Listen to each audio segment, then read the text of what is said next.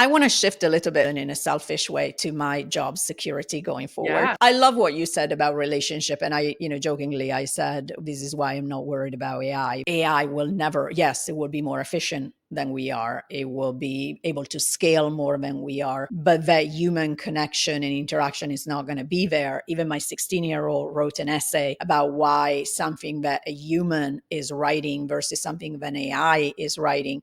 The AI piece might be more effective, but it's not going to be able to use words that actually connect with the reader. And I thought that was, first of all, very insightful, and I'm kind of very proud mama. And I think it speaks so much about the role that as an analyst I have of really connecting with people. Where do you see my role going? The role of the independent analyst is so important. Independent analysts make information available and friendly. The value of this human delivering very thoughtful and insightful information that we need to make big investments. I don't think the analyst is going away. As long as humans are still buyers, we still want to hear from another human. So I really don't see the enterprise buyer just reading a review or reading a response from a chatbot to make these types of giant investments. We're all very cautious about what we read because we want to know that there's someone with a human cognitive ability.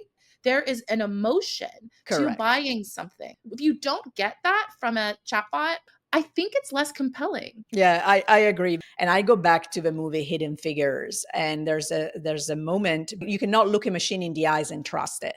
And I think that that's what AI is, right? That human connection, that I'm betting X amount of millions of dollars in an investment. Do I actually trust a chatbot that just gave me an answer? Maybe not. So I'm excited that you think I'm going to be around for a while.